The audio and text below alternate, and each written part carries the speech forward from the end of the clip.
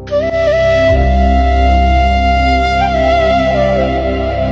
যদি আজ ধরতাম রে বাইরে ভিটার সামরা উড়াই লাইলাম বলে বুবার ঘরের বাবা আরেকদিন যদি খালি গাছের নিচে দেখমু তোরে গাছের লোকে বাইন্দা ভিটামু।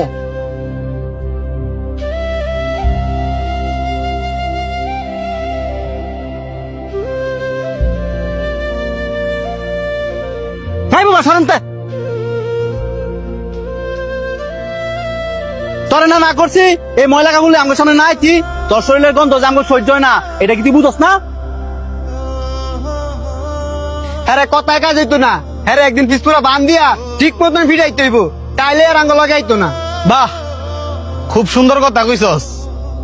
হাই তোকে পছন্দ করে দিকা আর ভালোবাসা দিকে তো তোকে লগে আর তোরা কিনা কইতাছস হ্যাঁ রে ফিস নুরা বান দিয়া পরে ফিটাইবি।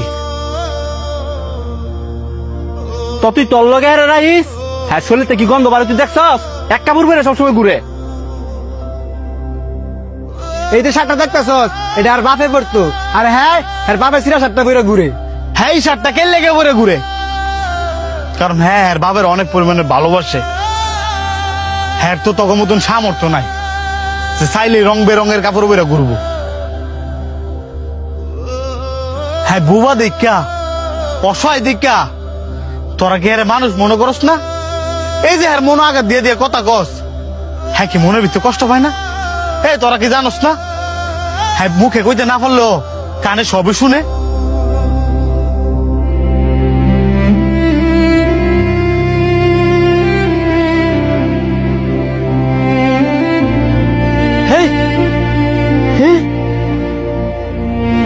সর বুবা আমার কাজ আমার করতাম দে।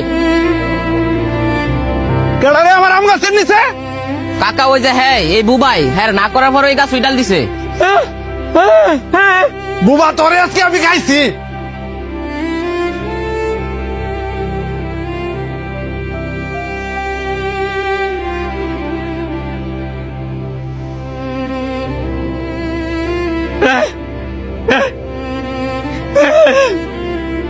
আমি একজন বোবা।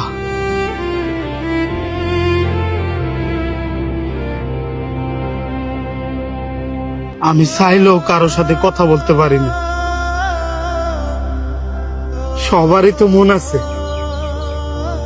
আমারও মন আছে। তার মানে এই নয় আমি বুবা দেখা আমার মনটাও বুবা। এই যে আমার মানুষ মারে বহে আমার মনে কোথাও